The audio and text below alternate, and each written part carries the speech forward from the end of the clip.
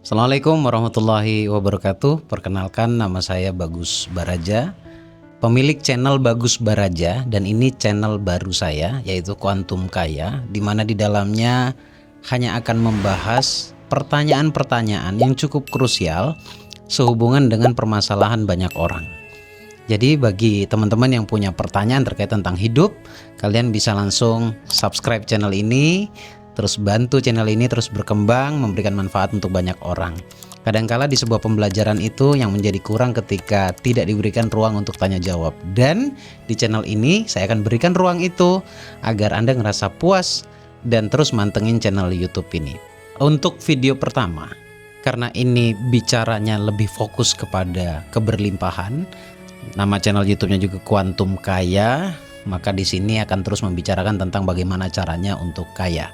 Dan poin pertama atau materi pertama yang wajib, bahkan semua materi saya selalu awali dengan penjelasan ini, yaitu tentang bagaimana cara kerja pikiran bawah sadar. Nanti juga suatu saat saya akan bahas bagaimana cara kerja doa itu bisa terwujud dalam kehidupan kita hingga benar-benar menjadi realitanya kita. Manusia itu punya dua ruang. Ruang pertama adalah pikiran sadar dan ruang kedua adalah pikiran bawah sadar. Nah, ini memang agak sedikit tabu bagi teman-teman yang belum pernah mendengarkan istilah ini.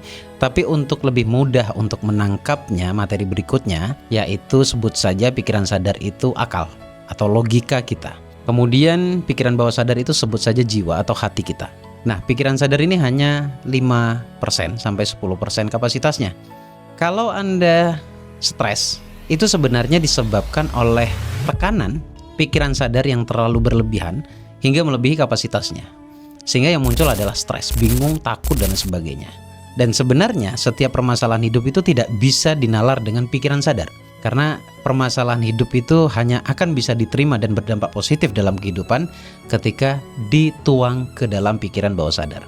Nah, bawah sadar sendiri itu 95% sampai 100% mengendalikan hidup kita ya. Nah, pikiran bawah sadar ini adalah ruang rasa, di mana semua memori perjalanan kehidupan kita itu tidak ada satupun yang terlewatkan, dan semua tersimpan di dalam ruang rasa tersebut, yaitu pikiran bawah sadar atau jiwanya kita atau hatinya kita. Jadi sebenarnya tidak ada kata lupa, tapi kalau nggak ingat mungkin iya, karena selama ini definisi dari lupa adalah hilang. Jadi kalau lupa didefinisikan tidak ingat, iya. Intinya semua memori perjalanan hidup kita, semuanya, saya, Anda, semuanya itu tersimpan di dalam pikiran bawah sadar.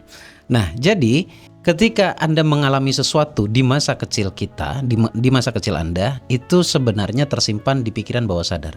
Nah, sekarang pertanyaan sederhana dari saya untuk kita semuanya, untuk Anda, memori masa kecil Anda itu lebih banyak apa? Lebih banyak masalahkah? Kesulitankah? Atau sebaliknya, lebih banyak kemudahankah? Atau kebahagiaan? Nah, jika di bawah sadarnya lebih dominan pada kesulitan dan permasalahan terus dilihat, didengar, dirasa, maka kita akan bertumbuh, Anda akan bertumbuh menjadi pribadi yang sulit, pengalaman hidup yang menyulitkan, serta banyak masalah. Tapi juga sebaliknya, semisal pengalaman hidup Anda di masa kecil Anda itu membahagiakan, menyenangkan, dan memudahkan atau berkemudahan, maka Anda juga akan bertumbuh menjadi manusia yang penuh dengan kemudahan, penuh dengan kebahagiaan. Ini sangat-sangat ilmiah teman-teman ya.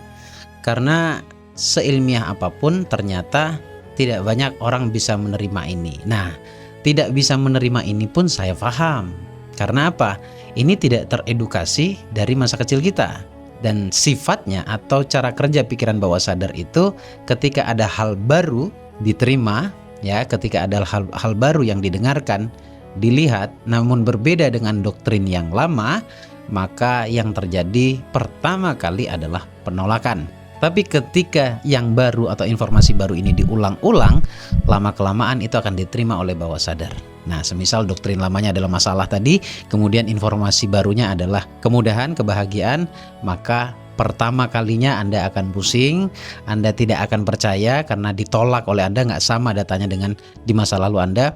Tapi ketika ini diulang-ulang, maka kemudahan itu akan juga menjadi keyakinan, sehingga masa depan Anda akan menjadi kemudahan atau menjadi kebahagiaan. Simpelnya seperti itu teman-teman. Jadi jangan lupa untuk subscribe dulu. Tentunya Anda makin penasaran, dari penjelasan awal saja sudah membuat satu bingung, ya kan? Yang kedua mungkin penasaran, yang ketiga mungkin merasa mendapatkan jawaban. Kalau kalian mau saya terus bahas ini dan menjawab pertanyaan, bantu channel ini untuk terus berkembang dengan cara klik tombol subscribe-nya.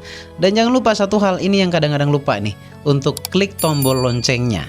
Karena kalau Anda klik tombol loncengnya, kapanpun saya upload video terbaru di channel ini, Anda akan mendapatkan pemberitahuan atau notifikasi. Terima kasih teman-teman, simak terus. Ini bakal asik nih kayaknya nih. Assalamualaikum warahmatullahi wabarakatuh.